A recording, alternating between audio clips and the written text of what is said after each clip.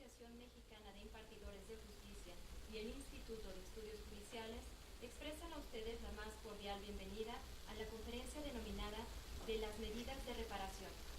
Para impartir esta conferencia nos acompaña en el presidium la doctora Yuria Saavedra Álvarez, abogada senior de la Corte Interamericana de Derechos Humanos, a quien agradecemos su presencia. Pido un aplauso para ella.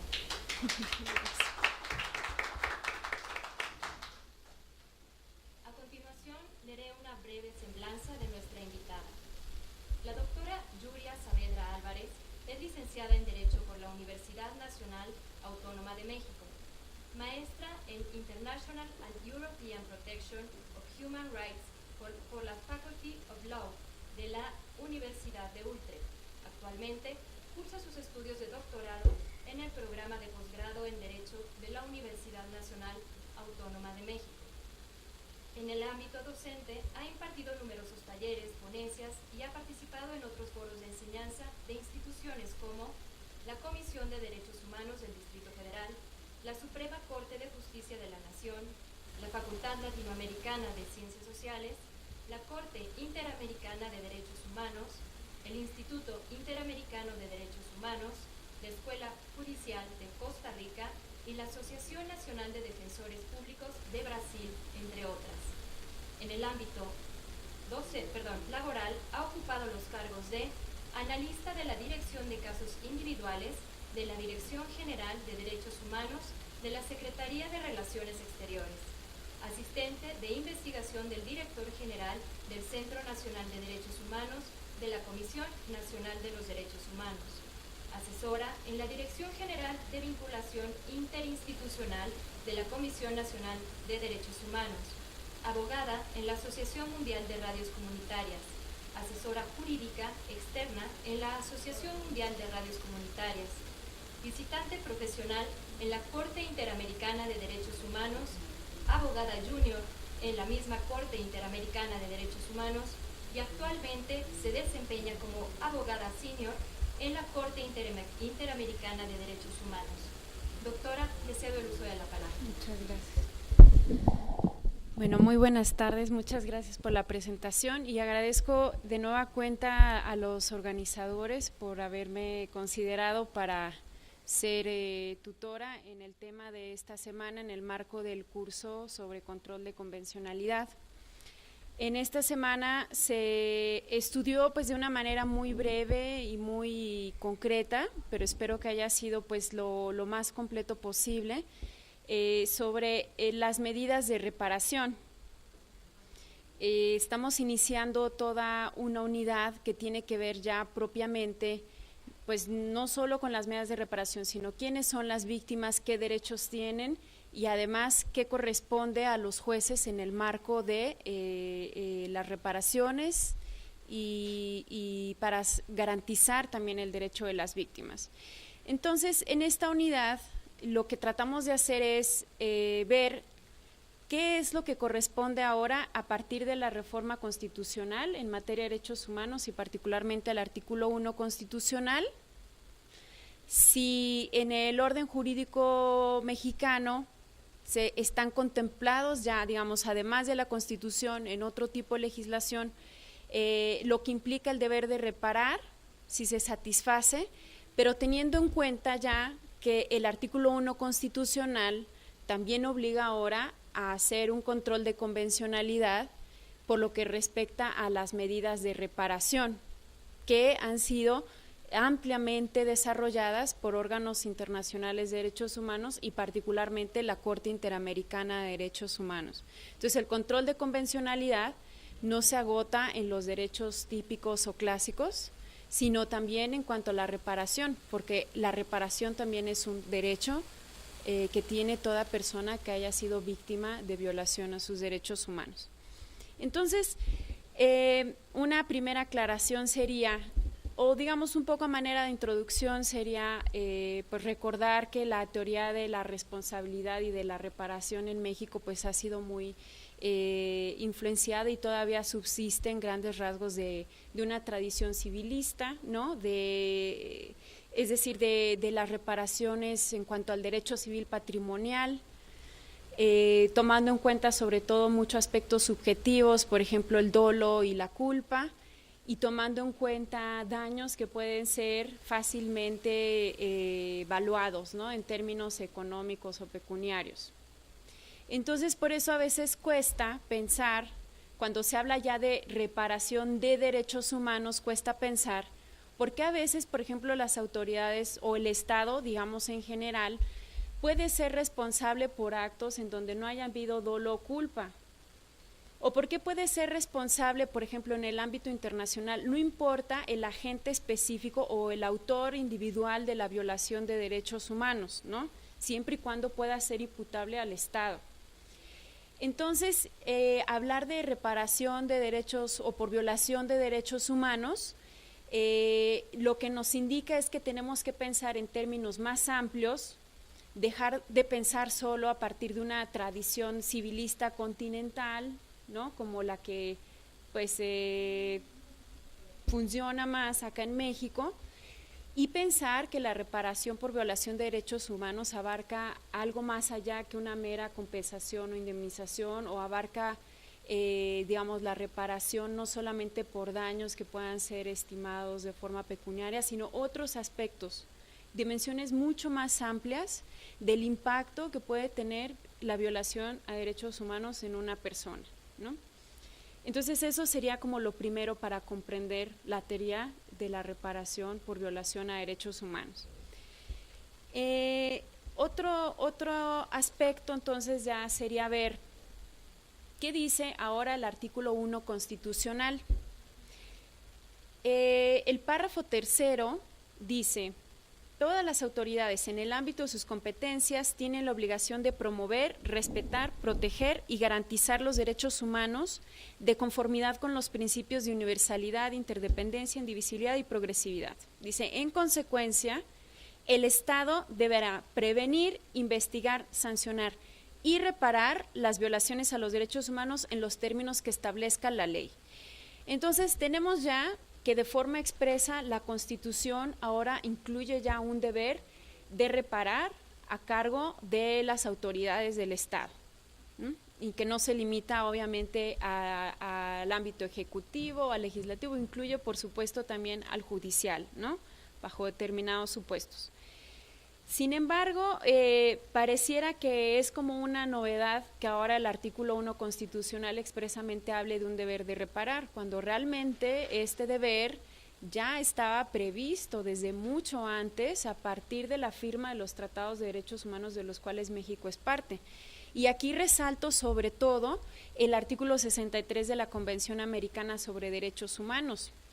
Este artículo habla de la reparación, obviamente, pero de las medidas de reparación que le compete a la Corte Interamericana dictar cuando ha declarado una violación a derechos humanos en los casos que son sometidos a su conocimiento.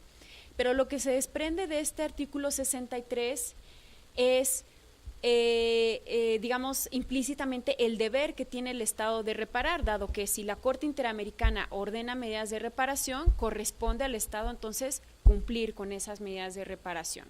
Entonces, este artículo 63, y que por cierto México es parte de la Convención Americana desde 1981, y por eso digo, pareciera que es algo nuevo, pero no lo es, y el artículo 63 lo que dice es: cuando decida que hubo violación de un derecho o libertad protegidos en esta convención, la Corte dispondrá que se garantice al lesionado en el goce de su derecho o libertad conculcados. Dispondrá asimismo, si ello fuere procedente, que se reparen las consecuencias de la medida o situación que ha configurado la vulneración de esos derechos y el pago de una justa indemnización a la parte lesionada. Después me voy a referir de forma más amplia a los elementos que tiene este artículo, pero así a primera vista podemos ver entonces que el artículo 63 de la Convención Americana prevé, no de forma obviamente enunciativa ni taxativa, pero de forma genérica prevé que hay varias formas de reparar y que las formas de reparar van más allá de una indemnización a la parte lesionada o digamos a la víctima de una violación de derechos humanos. Entonces, un poco regresándome a lo que dice el artículo 1 constitucional, En consecuencia, el Estado deberá prevenir, investigar, sancionar y reparar las violaciones a los derechos humanos, y luego dice, en los términos que establezca la ley. Y entonces es ahí donde ya quienes han escrito sobre este artículo, o sobre esta reforma, han destacado, y yo coincido también, han destacado que no queda claro eso de en los términos que establezca la ley. A ver, ¿cómo? Se supone que el artículo 1 constitucional, que consta ya de más párrafos y que se agregan más párrafos, entre otras cosas, lo que hace es que ya de manera directa y explícita incorpora a los derechos humanos que están en los tratados internacionales, y además también el principio pro homine. Entonces, ¿cómo se debe interpretar esto de en los términos que establezca la ley? Entonces, lo que se ha dicho es, para que esto pueda ser compatible precisamente también con esas obligaciones de carácter internacional que tiene el Estado, entre ellas la de reparar, lo que se tendría que entender esto de en los términos que establezca la ley es, por un lado, que el legislador, digamos, a quien corresponda regular este deber de reparar, incorpore los estándares o criterios, por ejemplo, utilizados en la jurisprudencia internacional, estándares y criterios de reparación. Eso podría ser, para hacerlo compatible. Y segundo, que también el legislador, al regular este deber de reparar, no establezca criterios o estándares contrarios, obviamente, a estos que se desprenden del derecho internacional de los derechos humanos, pero que tampoco obstaculice el cumplimiento, por ejemplo, de decisiones de órganos internacionales que ordenan al Estado reparar por la violación a derechos humanos. Si no se hiciera así, entonces surgiría un nuevo problema, ¿no? Porque esto de los términos que establezca la ley, dicen, parece que se ignora que es una materia que no solamente se ha desarrollado en el ámbito nacional y, por cierto, de una forma muy pobre comparado con otros países, sino que sobre todo se ha desarrollado también en el ámbito del derecho internacional de los derechos humanos. Entonces, por eso, al regular el deber de reparar, se tendrían también que tomar en cuenta esos estándares.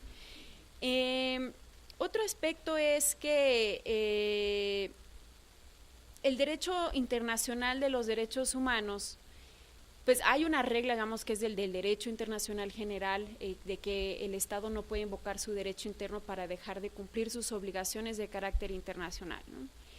Entonces, por eso es aún más importante que el legislador tome en cuenta también estos estándares internacionales de derechos humanos. Y no solo el legislador, y yo iría más allá, los jueces, en este caso, haciendo un control de convencionalidad, tienen que cuidar también que cuando se trate de reparaciones, tomen en cuenta, es decir, si la ley va en contrario, tomen en cuenta que el derecho internacional de los derechos humanos ha desarrollado estos estándares de una forma muy amplia. Y no me voy a meter en ese tema porque imagino que será ya una cuestión de la cuarta semana de este módulo. Entonces, lo que yo quisiera destacar ya a continuación es referirme más a cuáles son esos estándares que se desprenden del derecho internacional de los derechos humanos, porque son los que menos se conocen. Sí, el tema del control de convencionalidad en México pues es relativamente nuevo, cuando en otros países ya desde hace muchos años se ha incorporado. Entonces se está en un proceso de conocimiento quizá de cuáles son esos tratados de derechos humanos, qué dicen, cómo tienen que aplicarse. Entonces yo quiero aprovechar este espacio para, de manera así muy somera, y fue lo que se vio también durante la semana en esta unidad, hacer referencia a cuáles son esas medidas de reparación y un poco como a los presupuestos, ¿no? Para antes de que se ordenen esas medidas de reparación. Y entonces aquí lo primero que hay que hacer es dejar claro que la reparación no es un mero deber del Estado, sino antes que nada es un derecho humano también. Y entonces, como derecho humano, puede verse que tiene dos dimensiones, una de carácter procesal y una de carácter ya más sustantivo. De carácter procesal es, digamos, esta es una clasificación más que nada académica y teórica, pero que nos permiten comprender varios aspectos que tiene la reparación. La dimensión procesal es: los estados tienen la obligación de prever recursos efectivos ante cualquier violación de derechos humanos, ¿no? Y obviamente eso lleva implícito el hecho de que, pues si se cometió una violación de derechos humanos y así se declara, se repare. Pero en el aspecto sustantivo es ya propiamente el sentido estricto la reparación, es decir, es el resultado ya de esos recursos, o sea, la reparación en sí, la medida de reparación en sí. Y esa ha sido, digamos, esa dimensión sustantiva es la que ha sido más desarrollada por los órganos internacionales de derechos humanos, ¿no? El otro aspecto, la dimensión procesal, el de los recursos, puede verse también quizá en el marco, por ejemplo, de el artículo 25.1 de la Convención Americana, que dice que los estados deben prever un recurso sencillo, adecuado, efectivo y rápido para cuando a cualquier persona se le violen derechos humanos, ¿no? Pero en cuanto a esta dimensión sustantiva, ¿qué ha dicho la Corte Interamericana? Es decir, ya la reparación en sí, la medida de reparación en sí. ¿Qué ha dicho la Corte Interamericana? Bueno, y ahí me devuelvo un poco a este artículo 63.1 de la Convención Americana. Como yo les dije, este artículo 63 no se refiere solo a la indemnización, y es importante este artículo porque inclusive si ustedes vieran otras disposiciones similares de otros tratados de derechos humanos, por ejemplo, la Convención Europea sobre Derechos Humanos, no habla, es decir, no contempla como varias formas de reparación. Lo que señala la Convención Europea básicamente es una justa indemnización, ¿no? Y deja mucho al ámbito del Estado después decidir qué reparación. Y esa es una distinción importante en la Convención Americana. La Convención Americana no le da al Estado, digamos, un margen para pensar qué pudiera ser lo que repare a la víctima, sino que le impone a la Corte Interamericana la obligación de ella misma decidir qué medidas de reparación son las adecuadas en el caso concreto. Y esto lo digo por críticas, ¿no?, que se han hecho a la Corte Interamericana, que sí se ha extralimitado, que sí no debiera ordenar tantas reparaciones, y de todas maneras es algo que se desprende del artículo 63.1 de la Convención Americana. Entonces, la propia Corte Interamericana ha dicho respecto a esta disposición que es uno de los principios fundamentales del derecho internacional en materia de responsabilidad de los estados. O sea, la reparación en el derecho internacional está previsto en muchos tratados, pero también en aquellos de derechos humanos. Y esta obligación, dado que es una obligación internacional, digamos, desde el punto de vista de la Convención Americana, entonces se rige por el derecho internacional.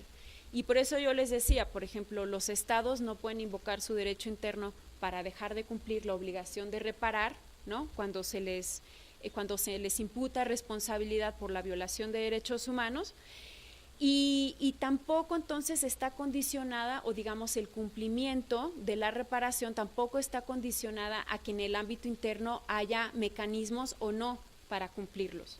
El Estado tendrá que ver cómo lo hace, pero lo tiene que cumplir, y ahí entonces es donde se dan muchos problemas, y en México ese ha sido un problema constante.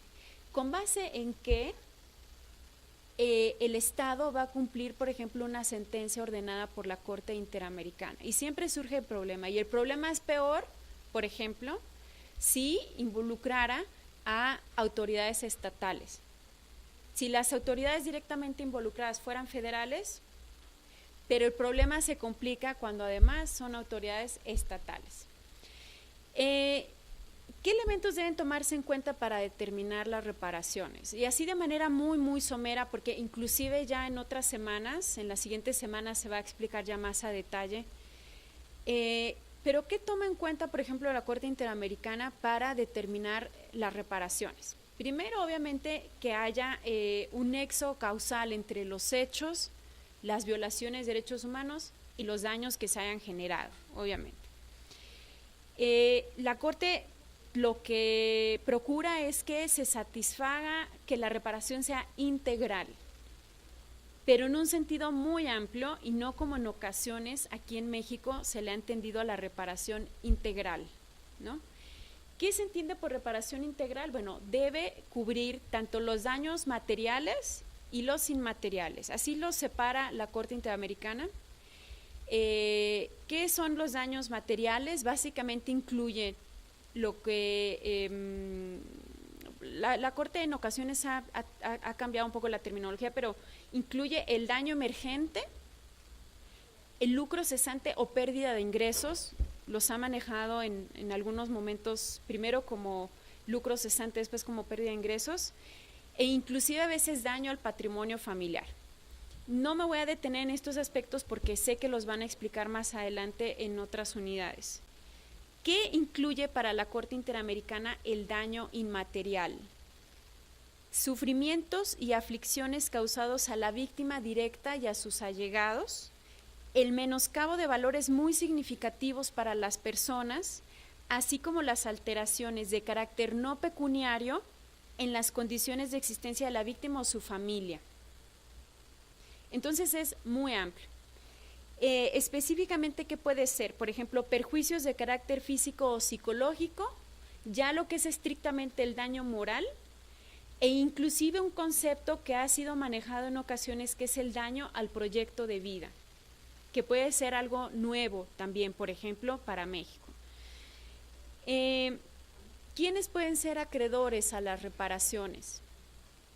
Obviamente, pues las víctimas que directamente sufrieron la violación y, como acabo de mencionar, sus allegados también, que podrían ser víctimas indirectas. Y aquí quiero hacer la aclaración, y también en otra unidad lo explicarán. Ya en últimos años la Corte ha procurado no hacer una distinción entre víctimas directas y víctimas indirectas. Para la Corte Interamericana todas son víctimas. Obviamente que al momento de ir analizando los hechos, ir analizando si se cometió una violación a derechos humanos o no, la Corte tomará en cuenta quién directamente sufrió la violación y quiénes en consecuencia tuvieron un impacto también por la violación. Y es por eso entonces que en ocasiones, sobre todo en casos que son muy, muy extremos, por ejemplo la desaparición forzada de personas, los familiares pueden ser víctimas, estrictamente podrían ser víctimas indirectas, pero para la Corte Interamericana son lisa y llanamente víctimas, ¿no? Entonces la reparación no va a depender si es la víctima directa o es la víctima indirecta, sino que los familiares de alguna forma se vieron involucrados en los hechos. Por ejemplo, cuando interponen los recursos para que se investigue dónde está la persona desaparecida, para que se investigue también y se sancione a los responsables, o inclusive, por ejemplo, si hubo amenazas previas o si hay amenazas posteriores. Entonces, finalmente terminan siendo víctimas como tales. ¿Quiénes son víctimas? Entonces, toda aquella persona que haya sufrido una violación de derechos humanos. Y para efectos de la reparación, la Convención Americana, este artículo 63, la denomina parte lesionada. Y en realidad es la víctima. El concepto de víctima también se verá más adelante en este módulo. Entonces, hice referencia a los daños, sobre todo, porque eso nos va a permitir comprender mejor las diferentes formas de reparación o las medidas de reparación que normalmente ha ordenado la Corte.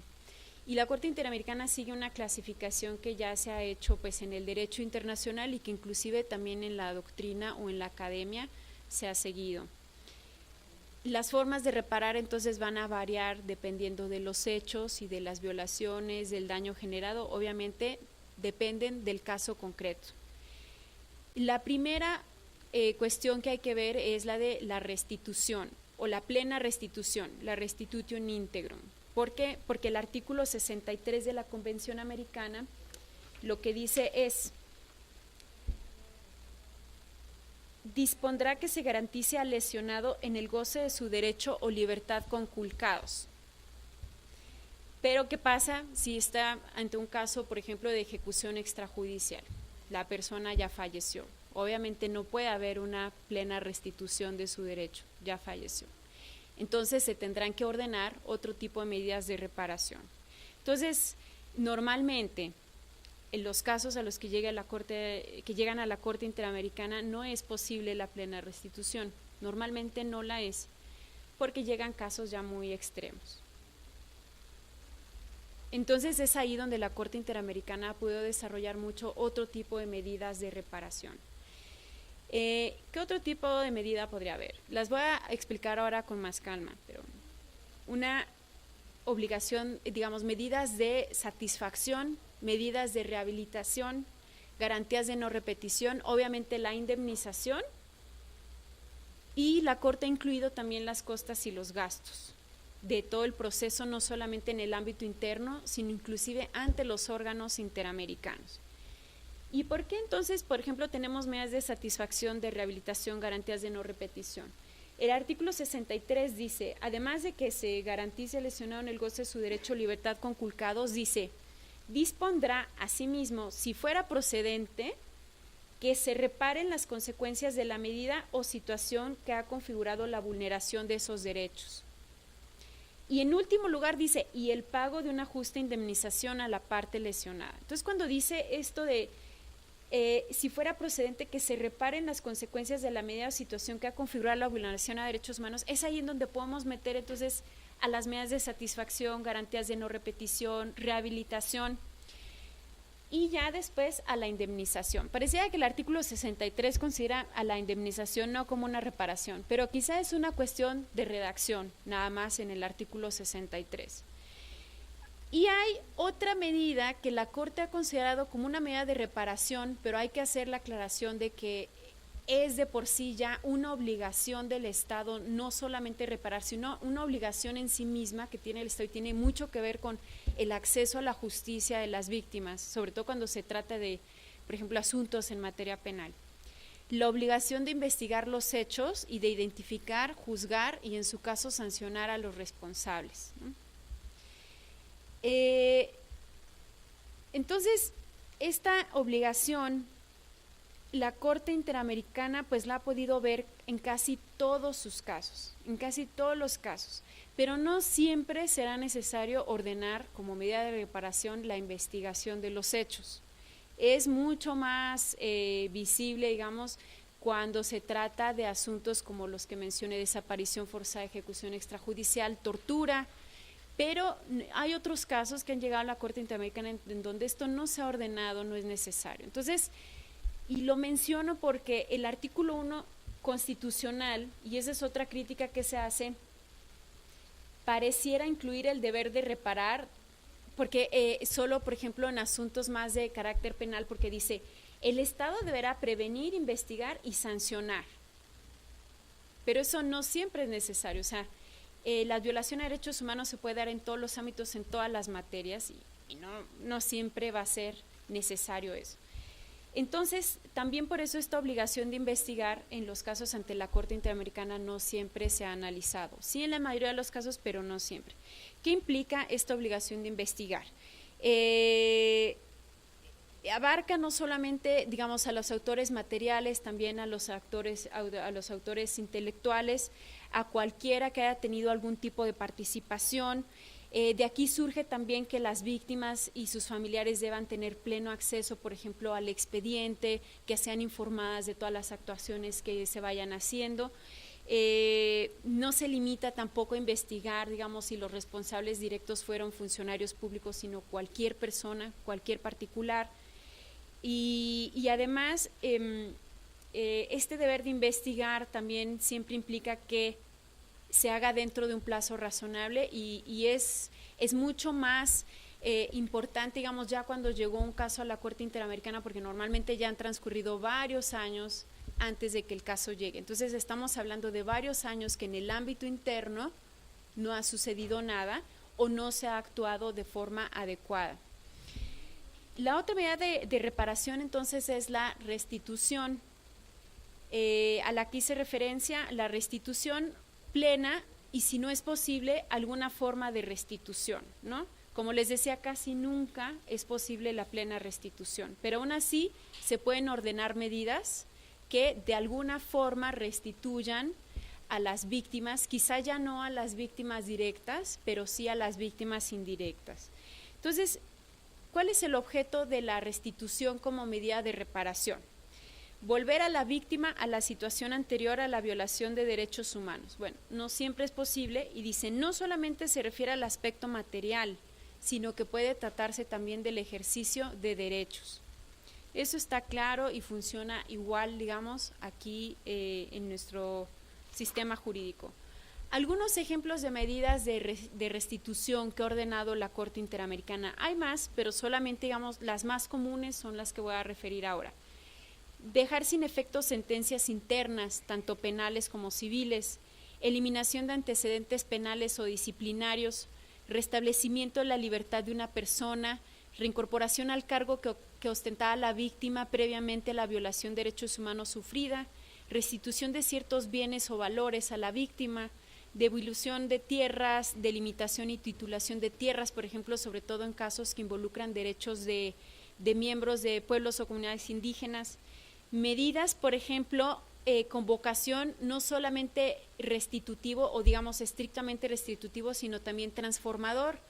Y a lo mejor aquí ya les puede parecer más familiar este concepto de las reparaciones transformadoras. Por ejemplo, ya en una sentencia contra México se ordenaron reparaciones transformadoras.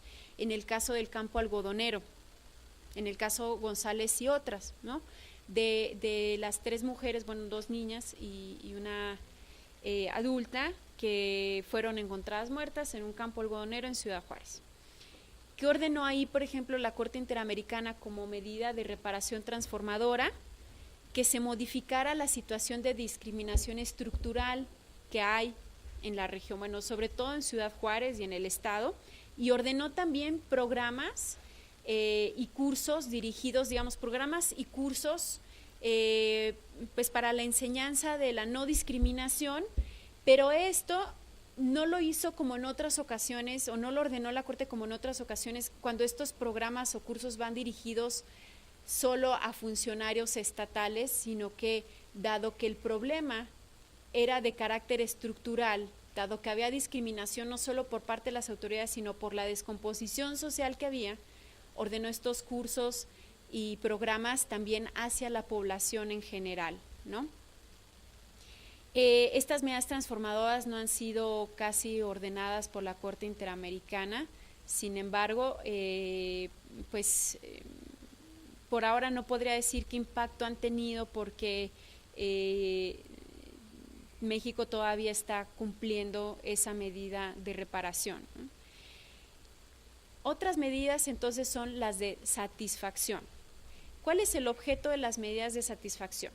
Están dirigidas a reparar el daño inmaterial, es decir, los sufrimientos y las aflicciones causados por la violación, como el menoscabo de valores muy significativos para las personas y cualquier alteración de carácter no pecuniario en la condición de existencia de las personas.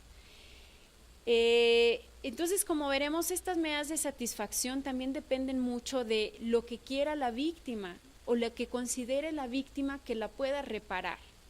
Y esto es algo que no se puede limitar o que no se puede, digamos, enunciar de forma estricta. Las medidas de satisfacción puede ser cualquiera, siempre y cuando tenga relación con los hechos, con las violaciones y los daños. Sin embargo, y por eso hago la aclaración de que no es que hay un listado cerrado de cuáles pueden ser las medidas de satisfacción, sino que depende de la pretensión que tenga la víctima, de lo que considere que la pueda reparar y si eso es razonable, tiene relación con los hechos, las violaciones, los daños, porque como veremos, por ejemplo, en la Ley General de Víctimas, las medidas están limitadas a un listado. Entonces, estas medidas de satisfacción pueden comprender obras o actos de alcance o repercusión público, por ejemplo, la transmisión de un mensaje de reprobación oficial. Esto puede hacerse, por ejemplo, a través de la publicación en un periódico o a través de la emisión digamos, de este reproche oficial en una estación de radio o en señal de radio o en señal de televisión. También, por ejemplo, hay que tomar en cuenta que estas medidas de satisfacción, en tanto que van dirigidas a reparar el daño inmaterial, pues no tienen un alcance pecuniario, ¿no? Bueno, para el Estado sí, porque quizá llevar a cabo las medidas de reparación le importe una cierta erogación, pero no para la víctima, ¿no? El beneficio para la víctima a través de la medida de satisfacción va a ser también de carácter inmaterial. Entonces, ejemplos de medidas de satisfacción. Publicación de la sentencia. Por ejemplo, la Corte Interamericana ordena que se publique su sentencia en el Diario Oficial. Por ejemplo, en México sería en el Diario Oficial de la Federación y en diarios de circulación nacional. Realización de actos públicos de reconocimiento de responsabilidad internacional. Y quizá, por ejemplo, ustedes leyeron o supieron, por ejemplo, los actos de reconocimiento y responsabilidad que tuvieron lugar en el caso de Rosendo Radilla, en los casos, por ejemplo, de Campo Algodonero también, en los casos de Inés Fernández y Valentina Rosendo Cantú. Levantamiento de monumentos en conmemoración de las víctimas, y esto es algo que también se ordenó, por ejemplo, en el caso de Campo Algodonero. Otorgamiento de becas de estudio, nombramiento de una calle, plaza o escuela en memoria de las víctimas, realización de videos documentales sobre la vida de la víctima o víctimas o sobre alguna temática relacionada con el caso concreto. Y otras medidas, por ejemplo, también de alcance colectivo, como la elaboración y ejecución de programas sociales o creación de fondos de desarrollo. Bueno, pero estas medidas de alcance colectivo tienen que ver sobre todo con, han sido casos, por ejemplo, de pueblos o comunidades indígenas, ¿no?, en extrema situación de pobreza y de olvido. Entonces, las medidas de satisfacción van dirigidas al daño inmaterial y para la víctima no le representan ningún beneficio pecuniario. Y por eso decía que es importante tomar en cuenta lo que quiere la víctima y lo que considera que le puede reparar, ¿no? Otras medidas pueden ser las de rehabilitación, que normalmente han estado dirigidas a la rehabilitación física y psicológica de las víctimas. Entonces, implica básicamente la atención médica y psicológica o psiquiátrica de manera individual o colectiva. Y esto también depende de cómo lo soliciten las víctimas y depende también si se desprende del caso concreto y de los daños, si es necesaria atención psicológica o atención médica. Y por supuesto, no todos los casos de violaciones a derechos humanos van a requerir una medida de reparación así. Ustedes pueden encontrar, por ejemplo, en el caso de Rosendo Radilla, que se ordenaron medidas de atención, me parece que psicológica sobre todo. Y no recuerdo si en el caso de Campo Algodonero también. La atención médica psicológica debe ser proveída, digamos, en los últimos años la Corte Interamericana ha dicho que debe ser proveída a través de las instituciones de salud públicas del Estado. En otras ocasiones se ha ordenado, digamos, en su lugar, otorgarle a las víctimas una determinada cantidad y ya las víctimas se encargarían de utilizar ese dinero para su propia rehabilitación. Pero en los últimos años la Corte Interamericana ha estimado que lo más adecuado es que si el Estado cuenta con instituciones de salud públicas que puedan dar esa atención, pues que se haga a través de esas instituciones públicas y ya corresponderá a las víctimas alegar y probar que quizá el Estado no cuenta con la atención médica o psiquiátrica o psicológica adecuada en función de las violaciones a derechos humanos sufridas. Y esto es importante porque en ocasiones los estados consideran que cualquier psicólogo, cualquier médico podría atender a la persona.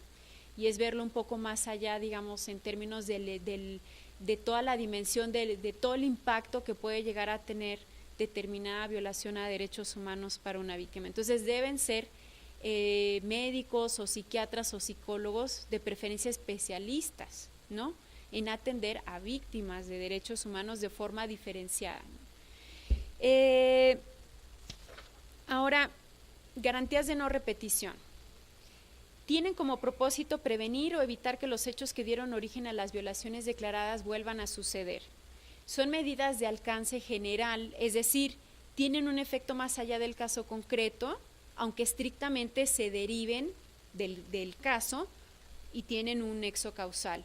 Es decir, las garantías de no repetición normalmente son ordenadas cuando, por ejemplo, los hechos del caso lo que demuestran es que hay un patrón recurrente, por ejemplo, o por ejemplo que hay una determinada disposición o artículo o norma que es la generadora de las violaciones a derechos humanos. Entonces, por ejemplo, si tenemos un caso en donde surge de los hechos generales, digamos, de contexto, ya de la situación concreta que se alega, que de forma recurrente, por ejemplo, los militares o miembros, por ejemplo, de las fuerzas policiales realizan retenes, abusan de las personas, no llevan orden judicial.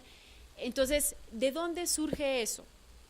Eso es lo que va a detectar quizá la Corte Interamericana y lo que pueden alegar también las víctimas. Y si eso surge porque a lo mejor determinada disposición lo permite, o si eso surge porque a lo mejor hay reglamentos, órdenes, circulares, qué sé yo, que indican que se proceda así. Entonces, la garantía de no repetición va a ir dirigida a que quizás se reforme ese artículo o esa disposición, o que se adopten otro tipo de medidas para a lo mejor dejar sin efecto esas circulares, esas a lo mejor manuales. Entonces, si bien para el caso concreto va a tener cierto impacto, por eso es de alcance general, porque lo que va a hacer es prevenir que se cometan violaciones de derechos humanos similares, porque se desprenden de esa disposición, norma o artículo que dio lugar a ellas. Y esta medida de reparación pues ha sido un poco criticada, por ejemplo, cuando se incorporó aquí en la Ley General de Víctimas, porque decían, ¿qué es eso? ¿De dónde salió? ¿Cómo se les ocurre que se pueda ordenar así nada más algo que puedan ni siquiera tener relación con el caso concreto, ¿no? Sin embargo, sí tiene una lógica, pero lo que aclaro es que no siempre se va a tener que ordenar como medida de reparación una garantía de no repetición, y obviamente eso depende del caso concreto. Paso ahora a la indemnización. Comprende entonces tanto daños materiales como inmateriales, ¿no? Lo que yo les decía, el daño material, así como la Corte lo ha clasificado, comprende el daño emergente, el lucro cesante o pérdida de ingresos, y en ocasiones el daño al patrimonio familiar. Daño inmaterial, sufrimientos o aflicciones causadas a la víctima, menoscabo de valores muy significativos y en general alteraciones que no son de carácter pecuniario. Y en esto la Corte Interamericana también en ocasiones ha sido criticada por supuestamente ordenar reparaciones que son demasiado altas, que pueden inclusive rebasar como los topes o límites, digamos, en cuanto a la indemnización en el ámbito nacional o en el ámbito, digamos, de los estados. Pero en mi opinión, la Corte Interamericana tiene una postura, si la Corte Interamericana lo que ve no es si el Estado se va a hacer más pobre o no, sino el impacto directo que han tenido estas violaciones en la persona y en el hecho de que en ocasiones es muy difícil cuantificar cuánto sería lo justo ordenar como reparación, por ejemplo, en un caso de masacres. ¿Cuánto sería? Es decir, personas que vieron cómo mataban al hermanito de 2 años, aventándolo contra una piedra a hachazos, matando a la señora embarazada, persiguiéndolos, aventándolos al caño, haciéndolos cachitos. O sea, ¿cómo es posible en ocasiones cuantificar la cantidad que corresponde como indemnización, ¿no? Pudiera ser cierto que en ocasiones las indemnizaciones ordenadas han sido altas en términos relativos, pero también hay una dificultad que se da porque la Corte Interamericana es un tribunal, digamos, que funciona para muchos estados. Entonces, si la Corte Interamericana se pusiera a ver cómo se ordenan las reparaciones en cada estado, quizá estaríamos generando un sistema desigual. Y como yo les dije al principio, para la Corte Interamericana no es relevante o no sería relevante hasta cierta medida, hasta, digamos, qué cantidad sería el tope que se ordena como indemnización en el ámbito interno, hasta cierta medida. ¿Por qué? Porque ahora se ha venido dando un fenómeno y puede ser relevante, por ejemplo, en el caso ahora de la Ley General de Víctimas, que la vamos a ver, en donde hay estados que ya tienen mecanismos o ya se prevén mecanismos de reparación por violación a derechos humanos, sobre todo tratándose de determinados contextos o situaciones sucedidas en el ámbito interno. O sea, por ejemplo, en El Salvador, en Guatemala, no recuerdo si en Perú, hay mecanismos ya, por ejemplo, de reparación por las violaciones a derechos humanos cometidas, por ejemplo, sobre todo en Guatemala y El Salvador, por los conflictos internos que hubo hace algunos años, ¿no? Sobre todo en los 80s. Ya hoy día se supone que están en una época de paz, ¿no? En una época de reconciliación, y existen mecanismos creados por el Estado para reparar a las víctimas. Pero obviamente, como todo mecanismo, tiene sus reglas. Estos mecanismos en alguna medida incorporan todas estas medidas de reparación que yo les he ido mencionando, con la salvedad de que, tratándose de la indemnización, se han establecido determinadas reglas y determinados topes. Entonces, la Corte Interamericana ha tenido que entrar en alguna medida a analizar si esos mecanismos y esos estándares que se desprenden de reparación de esos mecanismos son compatibles con lo que ella misma ordenaría. Y en ocasiones, la Corte Interamericana ha dicho, si el Estado tiene ya un mecanismo de reparación para estas violaciones que yo encontré en este caso concreto, que el Estado sea, a través de su mecanismo de reparación, el que cumpla con las medidas que se desprendan y que me informe, y yo veré si esas medidas de reparación son adecuadas, ¿no? Por eso es que digo que esto pudiera ser en alguna medida el caso de la Ley General de Víctimas. Ahora, pero digamos esta crítica de que la Corte Interamericana ha ordenado cantidades muy exorbitantes, la Corte sí ha dejado claro de que la indemnización no tiene por objetivo enriquecer a las víctimas, ¿no? Por otro lado, la Corte también ha rechazado expresamente indemnizaciones o digamos solicitudes de indemnizaciones ejemplarizantes, por ejemplo, o disuasivas. Por ejemplo, cuando dicen, y para que el Estado no lo vuelva a cometer, ordénele tal cantidad. Y es una cantidad ahí sí exagerada. Entonces la Corte ha dicho no. Como sucede en otros estados, por ejemplo Argentina, y no recuerdo ahora el término que hay indemnizaciones que tienen ese efecto. Pero la Corte Interamericana ha dicho no. Entonces, digamos, sí ha tratado de dejar claro que pues la cantidad que se ordene debe ser razonable, pero debe comprender todo el impacto que ocasionó también la violación a derechos humanos, ¿no? E inclusive ustedes pueden ver ya que en últimos años la Corte Interamericana, la indemnización es la última medida de reparación que aborda en sus sentencias, y quizá para mandar un mensaje de que la indemnización no es lo principal, ¿no? No necesariamente.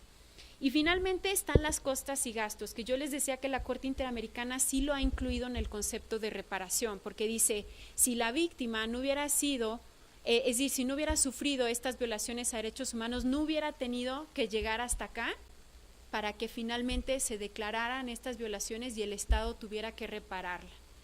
Y entonces la Corte Interamericana toma en cuenta no solamente lo que a nivel interno, digamos las costas y gastos que se hayan generado a nivel nacional, sino también las que se hayan generado, por ejemplo, cuando el caso se elevó a la Comisión Interamericana de Derechos Humanos y luego cuando se eleva a la propia Corte Interamericana, ¿no? No sé si hasta aquí haya alguna duda. Así de manera muy sucinta, pues traté como de explicar estas medidas de reparación.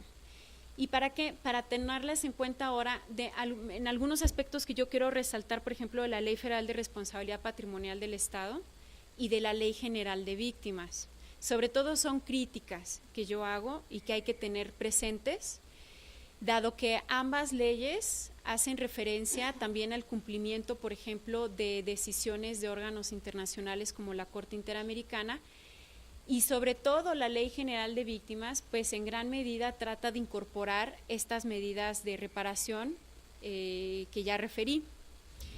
Entonces, obviamente que para ver esto así de forma muy completa, pues necesitaría más tiempo y casi tendríamos que irnos artículo por artículo. Entonces yo solamente voy a resaltar lo que yo veo mal, lo que en mi opinión veo mal o veo problemático, porque hay otras cosas que están bien, sobre todo en la Ley General de Víctimas. Pero, por ejemplo, pues para empezar, la Ley Federal de Responsabilidad Patrimonial del Estado, pues tiene un ámbito de aplicación muy reducido, empezando porque es federal. Y tendríamos que ver si a nivel estatal hay legislación similar, ¿no? En segundo lugar, porque contempla, digamos, solamente como medida de reparación la indemnización, y esto solamente por la actividad administrativa irregular del Estado. ¿Qué pasa, por ejemplo, si la violación a derechos humanos se cometió no por actividad administrativa irregular del Estado? ¿Dónde queda comprendido eso? ¿No? Y bueno, y hay otro aspecto también, por ejemplo, el del artículo 12 que señala: las indemnizaciones corresponderán a la reparación integral del daño y en su caso por el daño personal y moral. Entonces, ¿qué quiere decir? ¿Que la reparación integral del daño no necesariamente incluye daño personal y moral?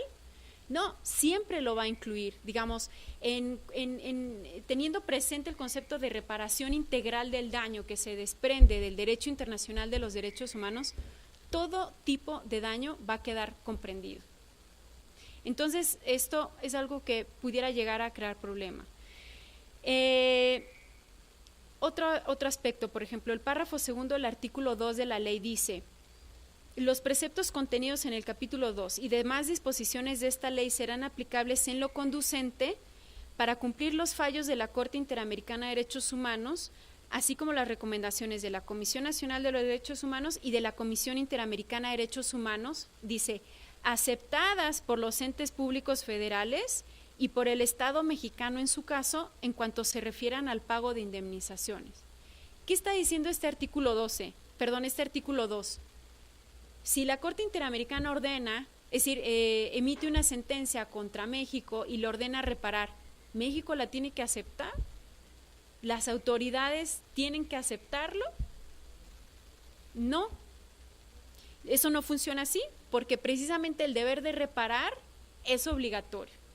Ya lo tenemos en la Constitución, pero además en el Tratado Internacional, en este caso en la Convención Americana. Entonces no depende de si el Estado acepta o no reparar, o si las autoridades aceptan o no reparar.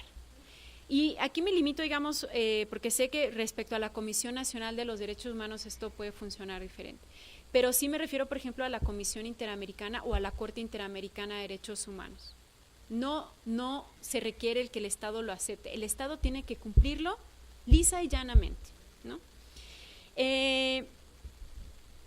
Y bueno, eso sería como lo que yo, digamos, es una ley muy chiquita, es como lo que yo veo un poco problemático, ¿no?, respecto al deber de reparar, e inclusive esta ley fue reformada, si recuerdo bien, creo que en el 2005 o un poco antes, para incorporar también y de alguna manera tratar de atender estas obligaciones de reparación que surgen, por ejemplo, de sentencias de la Corte Interamericana, ¿no? Pero creo que no lo lograron de forma adecuada. Ahora me pasaría a la Ley General de Víctimas, y aquí sí tengo más comentarios. La Ley General de Víctimas, entre otras cosas, prevé también la forma de reparar, ¿no? Es una buena iniciativa, ya hacía falta desde hace mucho tiempo, pero en mi opinión, en materia de reparaciones, tampoco resulta muy adecuada. Si ustedes leen la Ley General de Víctimas, tampoco queda claro por qué hace una distinción entre víctimas de delito y víctimas de violación a derechos humanos. Como las víctimas del delito no sufrieron violaciones a derechos humanos, y en ocasiones pareciera que las víctimas de violaciones a derechos humanos son lo mismo que las víctimas del delito. Entonces, la ley no cubre otro tipo de violaciones a derechos humanos, o sea, no queda claro en realidad si uno lee la ley, digamos, de forma integral, ¿no? Ahora, la Ley General de Víctimas sí contempla las medidas de reparación, es decir, de forma genérica sí contempla todas estas medidas de reparación, de rehabilitación, satisfacción, restitución, garantías de no repetición e indemnización, ¿no? E inclusive hace referencia a la reparación integral del daño. Pero, por ejemplo, la Ley General de Víctimas, y me parece que está bien, esto no está mal, no incluye como medida de reparación la investigación, proceso y en su caso sanción de los responsables. Lo pone como un derecho de las víctimas y eso está bien, es decir, un derecho autónomo, no necesariamente derivado de la de reparación. Sin embargo, por ejemplo, en el marco del proceso penal, cuando hay todo un, no sé si todo un título o un capítulo relativo al proceso penal y a las víctimas de delito, la fracción 6 del artículo 13 de la ley dice que la reparación integral comprende, en caso de delitos o violaciones graves a derechos humanos, el pago de los gastos y costas judiciales del asesor jurídico cuando éste sea privado. O sea, además de las medidas que ya mencioné, en casos de delitos o violaciones graves a derechos humanos, la reparación también va a incluir las costas y gastos del asesor jurídico cuando éste sea privado. Aquí hay un primer problema. En la ley obviamente nunca dice cuáles son violaciones graves a derechos humanos. Bueno, pero esto lo podemos saber. El derecho internacional y sobre todo la Corte Interamericana ha precisado bien cuáles, es decir, ha hecho una diferencia de grado entre una violación a derechos humanos y una violación grave a derechos humanos, que no por sí mismo quiere decir que no tengan el mismo valor, sino simplemente como para comprender de forma adecuada el impacto. Por ejemplo, en casos de masacres, cuando ha habido cientos de desapariciones, cientos de ejecutados, miles de torturados, esas se pueden considerar violaciones graves a derechos humanos. Una característica puede ser, por ejemplo, que en ocasiones no hay prescripción, no pueden prescribir. Por ejemplo, el genocidio, ¿no? Lo que en general se consideran crímenes o delitos de lesa humanidad. Entonces, que esos no son delitos, o sea, ¿por qué hace una distinción entre delitos o violaciones graves a derechos humanos, ¿no? Finalmente, las violaciones graves a derechos humanos configuran delitos también. Pero lo otro es que solo la reparación integral solo va a comprender costas judiciales y gastos cuando solo sean delitos o violaciones graves a derechos humanos. O sea, otro tipo de violaciones a derechos humanos no. Entonces, aquí ya hay un problema, porque el estándar internacional de derechos humanos implica que toda violación a derechos humanos puede incluir como reparación las costas y gastos, no importa si es grave o no. Entonces, esta es una limitación que tiene la Ley General de Víctimas.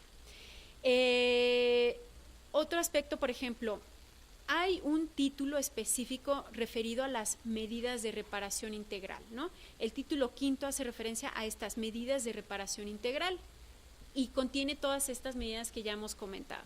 Pero también el título 4 se denomina medidas de asistencia y atención tendentes a restablecer a la víctima en el ejercicio pleno de sus derechos y a promover la superación de su condición.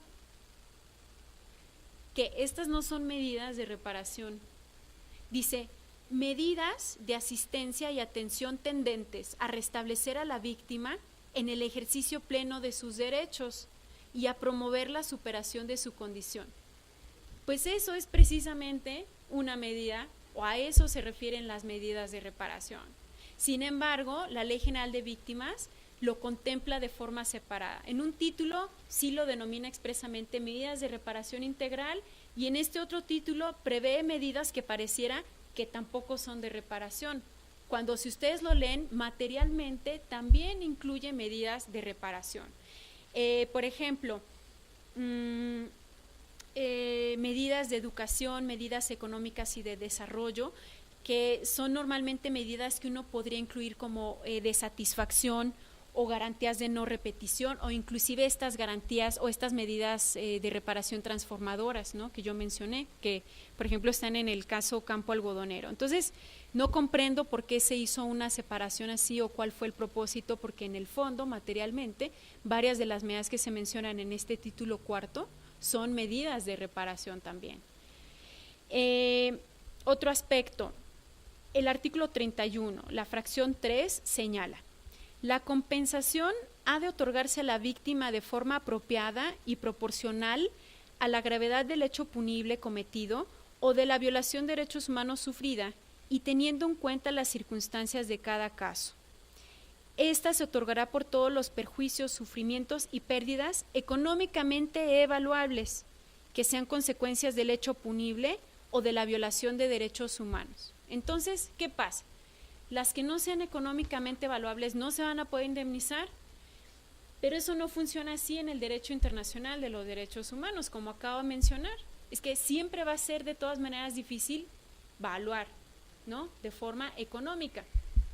Pero por eso es que la Corte Interamericana ordena indemnizaciones tanto por daño material como por daño inmaterial. Y lo que ha dicho es difícil, sobre todo tratándose del daño inmaterial, hacer una valoración exacta y precisa en términos económicos. Pero por lo menos hay que hacer el esfuerzo y se tiene que compensar a la víctima también por el daño inmaterial. Entonces, este también es otro problema que tiene la Ley General de Víctimas. Otro punto, la fracción quinta del artículo 72 incluye como medida de satisfacción la aplicación de sanciones judiciales o administrativas a los responsables de las violaciones de derechos humanos. Pues que esta no es una obligación del Estado, o que es discrecional, o que, por ejemplo, tratándose de delitos de persecución, digamos, de oficio, ¿no? ¿Va a ser una mera medida de satisfacción? Es una obligación del Estado.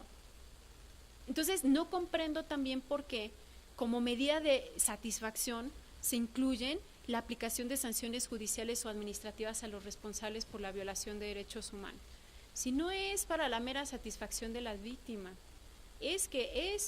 o sea, está íntimamente ligado con el acceso a la justicia de las víctimas. Entonces, no es una mera medida de reparación. Otro artículo, el 71, indica que el monto, y este sí es importante porque inclusive hay ya un criterio que surge, pero de la Ley Federal de Responsabilidad Patrimonial del Estado.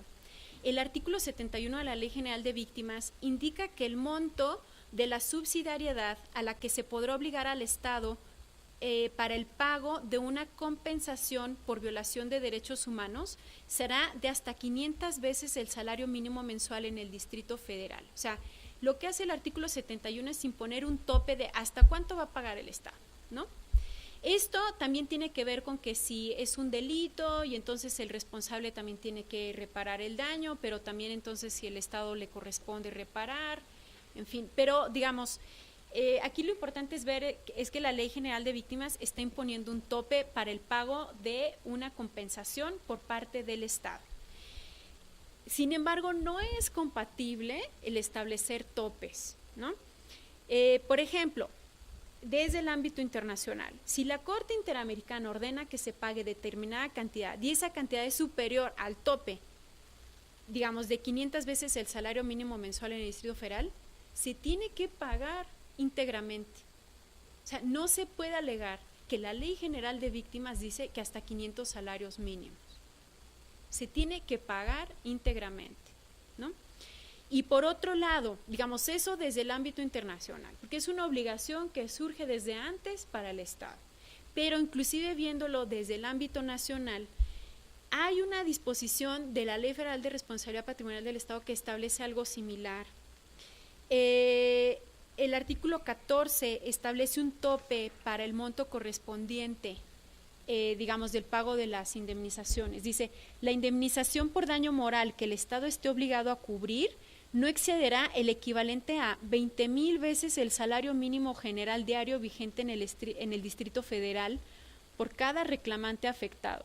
Ahora, llamo la atención de que la Ley General de Víctimas, que se supone que es especial que atiende particularmente el tema, porque no es tampoco el objeto particular de la Ley Federal de Responsabilidad Patrimonial del Estado.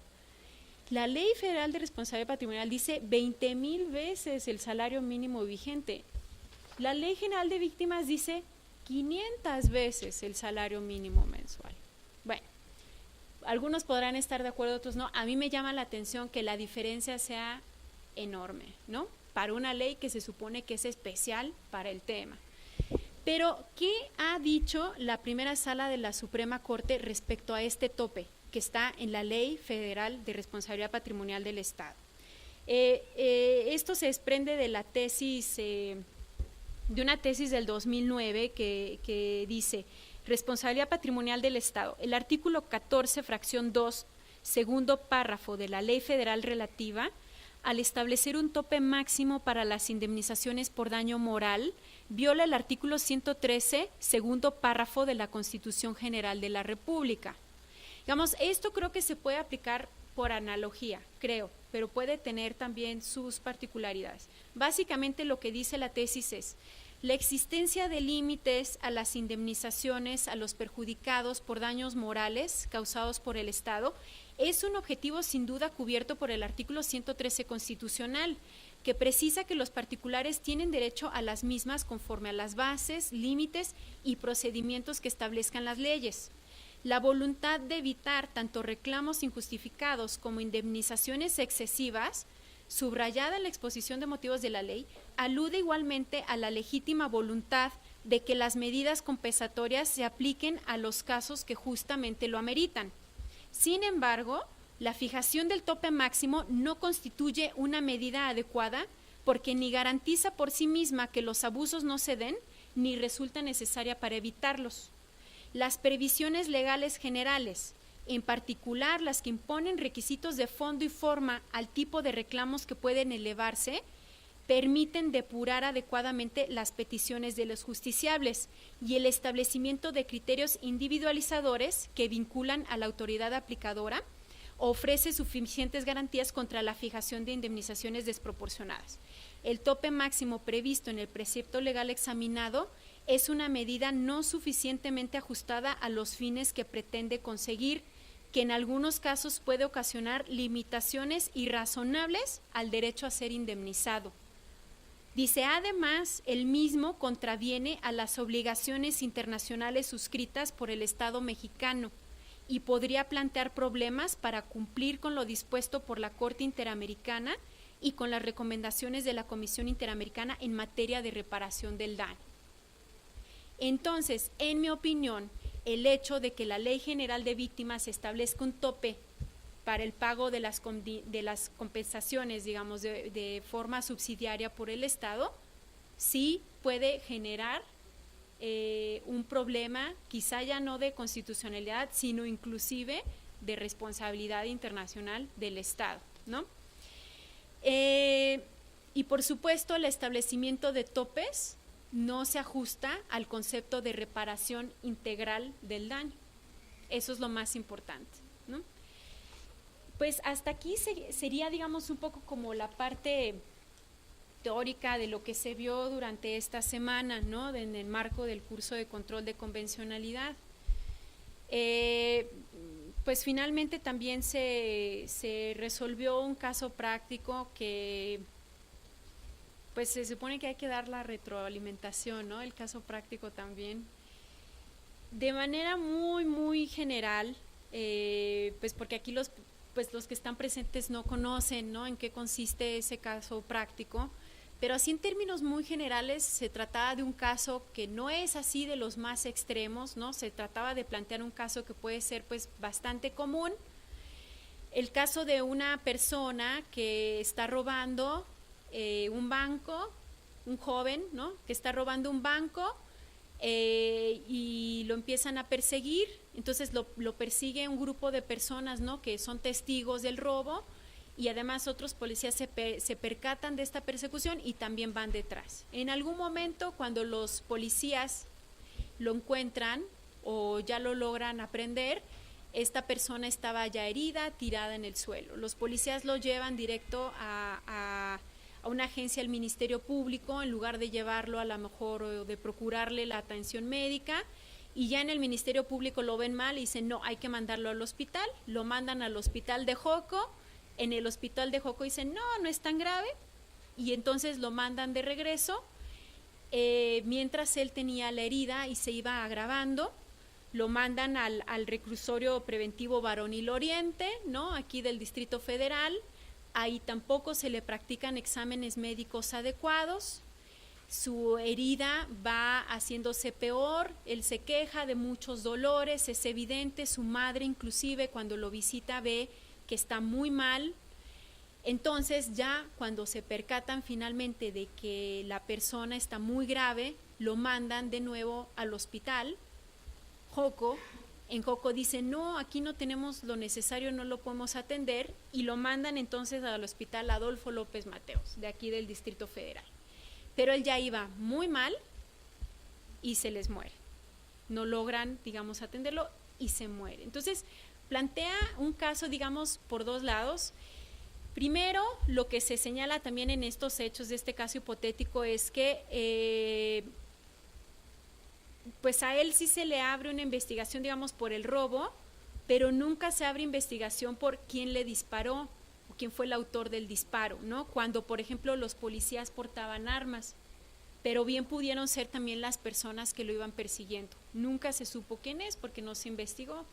Pero por otro lado, a él no se le atiende bien y tampoco se sabe si a lo mejor la muerte fue a causa ya no de la bala o digamos del disparo que recibió, sino de la mala atención médica. Entonces es un caso que plantea también la investigación por doble vía. Primero, quién le disparó, y por el otro, cuál fue el tipo de atención médica que él recibió para saber si hubo mala praxis médica, ¿no? Y si eso quizá le generó la muerte.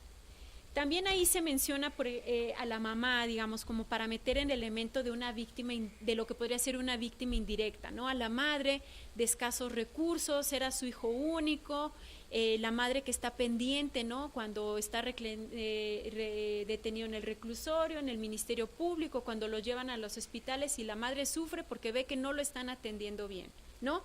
E inclusive ella tiene que proporcionar algunos medicamentos, ella inclusive tiene que pagar una ambulancia para que lo puedan trasladar.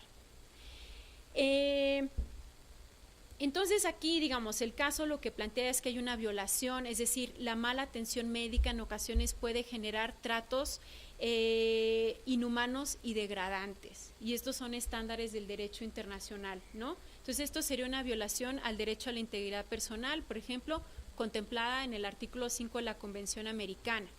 Una violación al artículo 4, que reconoce el derecho a la vida, no tanto por quién le disparó, porque eso es algo que además no se sabe. Sí, no sabemos si fueron los policías, no sabemos si fueron las personas que lo iban persiguiendo, sino porque es decir, frente al derecho a la vida, el Estado, como forma de garantizar el derecho a la vida, tiene el deber de investigar, no importa si le es directamente imputable. Y bueno, básicamente eso era. Entonces, en función de los hechos y de las violaciones que se generaron, se plantearon algunas, y por supuesto una violación a las garantías judiciales, a la protección judicial, porque no se investiga. Entonces, a partir de esos hechos y de las violaciones se trataba de ir respondiendo algunas preguntas que en el fondo a lo que llevaban era a ver qué medidas de reparación podrían ser pertinentes en un caso así como este, ¿no?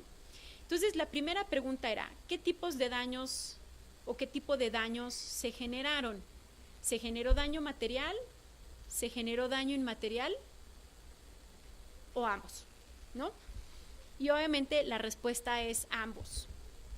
El daño material, bueno, respecto a él que recibió el disparo no está muy claro, ¿no? Porque en el caso nunca se alega que él trabajaba, que dejó de trabajar porque recibió el disparo y entonces ya no obtuvo recursos para su familia. No, el caso lo que planteaba es que pues él estaba robando un banco. Nunca sabemos, porque eso nunca lo proporciona el caso, si él trabajaba o no, si dejó de percibir un salario o no. Entonces, ¿pero por qué hay un daño material?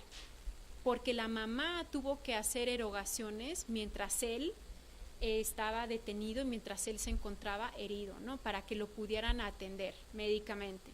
El daño inmaterial sí es más claro porque, bueno, el sufrimiento que tuvo, el dolor, ¿no? Mientras estuvo herido, y la propia madre también, que es un daño más de carácter psicológico, ¿no? Entonces hay daño material, daño inmaterial. Sería procedente ordenar como garantía de no repetición la reforma de la legislación penal para que toda persona acusada de delito que se encuentre herida al momento de su detención sea atendida médicamente de forma inmediata y adecuada. O sea, ¿sería necesario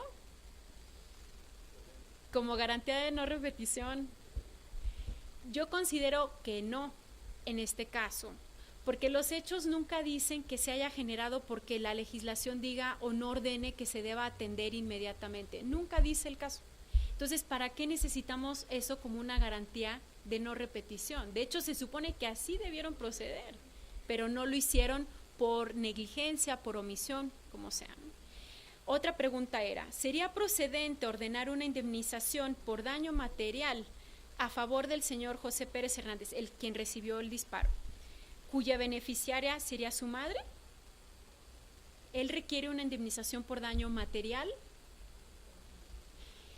Pero acabamos de decir que el daño material se genera para la mamá, para él no, porque nunca sabemos, como decía, si él trabajaba, si ya no ganó un salario, si él directamente tuvo que pagar su atención médica. No, lo que surge es que la madre hizo todos esos gastos. Entonces no hay daño material, él no sufre un daño material, entonces por lo tanto no es necesaria una indemnización a su favor por ese concepto.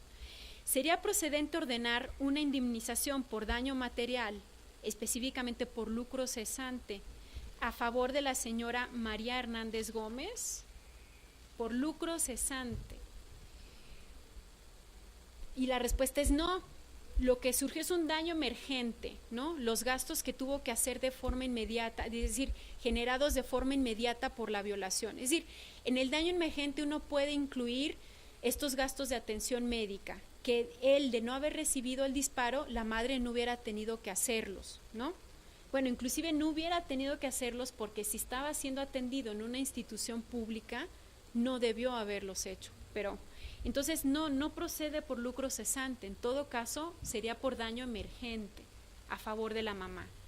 Sería procedente ordenar como garantía de no repetición la educación en derechos humanos de las personas privadas, es decir, de los derechos humanos de las personas privadas de la libertad, a los policías del Distrito Federal y a los médicos de los hospitales públicos de esta ciudad. Sí, porque no procedieron conforme a su deber, ¿no? Ni los policías ni los médicos. Entonces, eso sí podría ser como una garantía de no repetición, ¿no? Y así, por ejemplo, en otros casos lo ha ordenado la Corte Interamericana.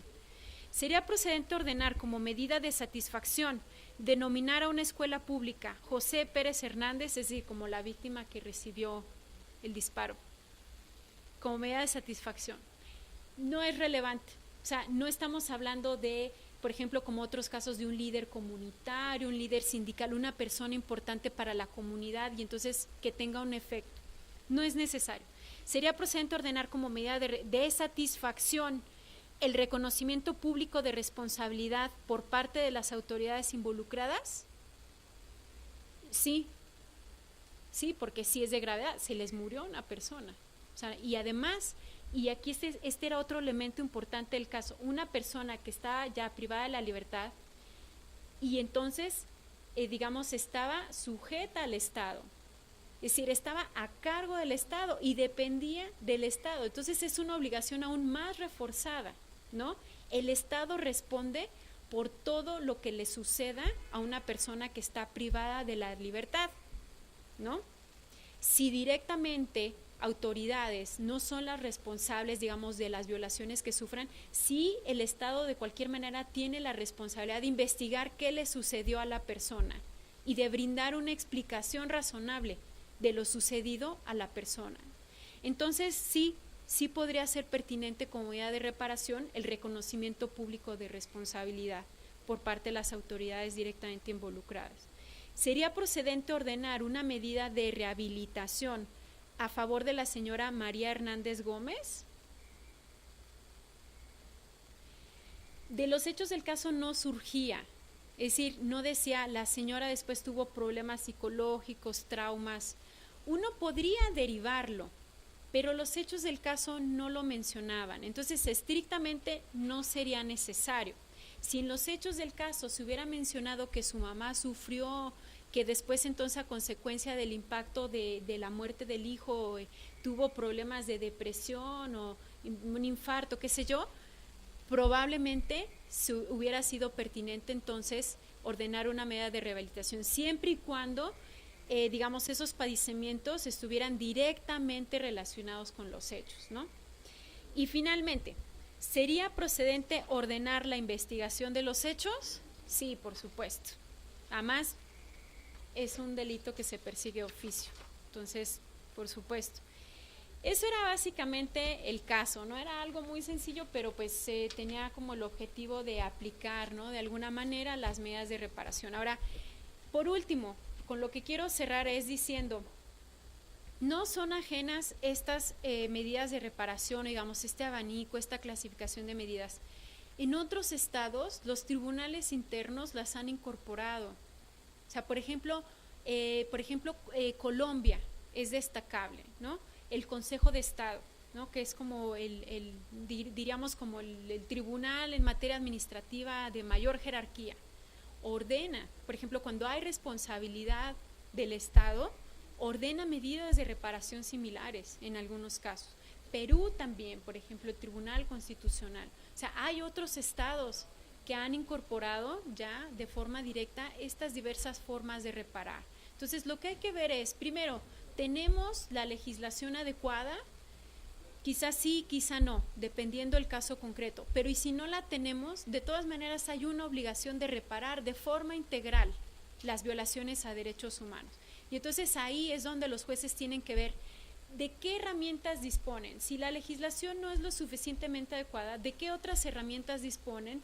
Y ver, o sea, ser creativos y ver y procurar que con lo que tienen se pueda reparar de forma integral a la víctima y no con una mera indemnización y no verlo solo en términos económicos, y porque en muchas ocasiones a las víctimas lo que menos les importa es la indemnización, ¿no? Pero bueno, esto ya va a ser tema para otras unidades de este módulo. Y les agradezco mucho pues su presencia. Pero voy a responder una pregunta que hay aquí, ¿sí? Es del doctor Héctor Pichardo, magistrado del Tribunal Superior de Justicia del Estado de México. Dice, en cumplimiento del artículo 1 constitucional y disposición relativa de la normativa internacional de derechos humanos, es obligación del Estado prevenir, investigar, sancionar y reparar las violaciones a los derechos humanos. Sin embargo, me genera confusión que en la retroalimentación que se dio, la profesora, que dio la profesora en el examen del día lunes, dice lo que con todo respeto considero incorrecto, ya que esto sería una obligación de la autoridad judicial para declarar una responsabilidad penal en el caso de la violación a derechos humanos. ¿Cuál es la trascendencia en determinar con claridad el tipo de medida que se tome, aun cuando se decretan concretamente? Sí, ¿verdad? Sí, entonces una pregunta era, es decir, que considera que es incorrecto. Lo que yo mencioné es que la Corte Interamericana ha incluido como una medida de reparación la investigación, proceso y eventual sanción de los responsables de violaciones a derechos humanos, pero esto ha sido más enfocado a casos que involucran delitos, ¿no?, en materia penal.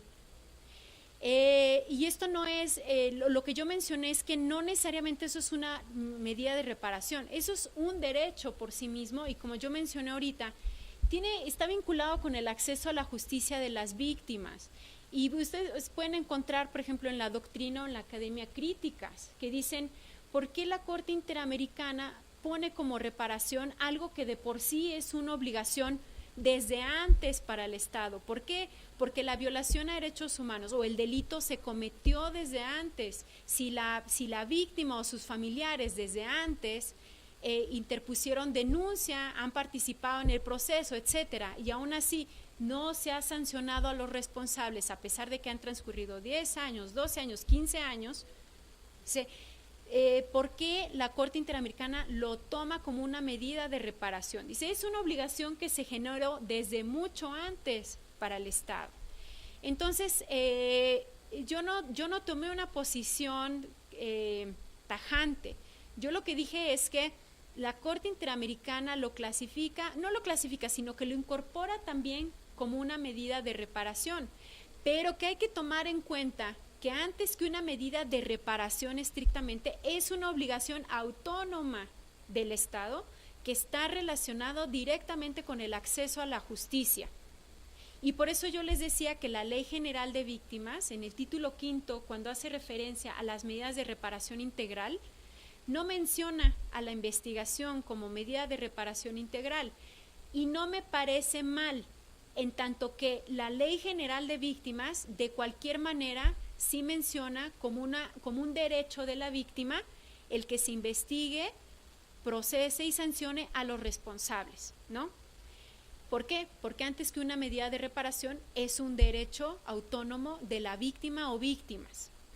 Eso era simplemente el comentario que yo había hecho. Ahora, en el día lunes, en el cuestionario que se hizo y en la presentación que se hizo, el comentario se hizo a partir de lo que la Corte Interamericana ha considerado.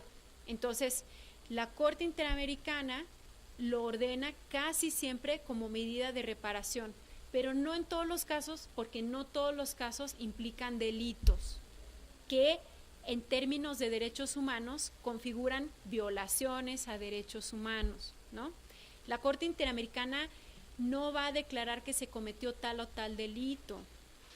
Lo que la Corte Interamericana va a decir es que se cometieron violaciones a derechos humanos, que a lo mejor en el Estado pueden configurar a su vez delitos, pero en el ámbito en el que se maneja son violaciones a derechos humanos, y ya corresponderá al Estado pues determinar qué delito es, cómo investigar, etcétera. Espero que con esto se haya satisfecho esta inquietud del magistrado. Y la otra es, ¿cuál es la trascendencia en determinar con claridad el tipo de medida que se tome, aun cuando se decretan concretamente? No sé si esta pregunta, Iván, está relacionada con lo que yo mencioné de que tampoco hay un catálogo cerrado de medidas de reparación. O sea, hay una clasificación que se ha intentado hacer dependiendo de la vocación que tenga la medida de reparación o del objetivo que tenga. Pero no hay un catálogo cerrado porque aquí lo que tiene que privar es el deseo de la víctima, o sea, tomarlo, verlo ya desde la perspectiva de la víctima, no de una forma fría de lo que pueda decir la legislación, por ejemplo, esto de las topes de las indemnizaciones, o como una mera obligación del Estado que se debe cumplir de forma fría. Desde la perspectiva de la víctima, sí es importante tomar en cuenta qué es lo que ella considera que le puede reparar. Y es que inclusive, por ejemplo, no recuerdo un caso en la Corte Interamericana donde la víctima dijo: no quiero indemnización, no es eso lo que me importa. Entonces, la Corte Interamericana hubiera tenido que ordenar indemnización, porque el artículo 63 de la Convención le dice que ordene una indemnización. No, si la víctima no considera que una indemnización le va a reparar, no se ordena. Pero si la víctima considera, por ejemplo, este era un caso de, digamos, si se trata de una persona que fue ejecutada porque era un líder comunitario y estaba defendiendo los derechos de la comunidad, y lo ejecutan así a sangre fría, ¿no? Lo matan. Si los familiares consideran que ellos les repara, por ejemplo, que a la escuela, por decir, a la escuela de comunitaria o a la escuela del pueblo le pongan el nombre de esa persona, ¿por qué no? ¿Por qué se le va a imponer otra medida de reparación que quizá para la víctima no sea relevante? Pero entonces, ¿cómo podemos tener catálogos cerrados? Si depende mucho de lo que la víctima piensa que le pueda reparar. Obviamente dentro de ciertos límites razonables y obviamente guardando que tenga conexión con los hechos, las violaciones, el daño. Sí es importante determinar con claridad el tipo de medida, por lo mismo, porque es una medida a favor de las víctimas, no es para que el Estado ya se descargue de una obligación y ya, es porque la medida de reparación debe girar en torno a la víctima, ¿no? No sé si comprendí bien como el sentido de la pregunta, pero espero que la haya respondido. Y bueno, y con esto entonces ya terminaríamos pues esta quinta sesión y esta unidad, y les agradezco mucho, y también a los que están siguiendo la videoconferencia. Muchísimas gracias.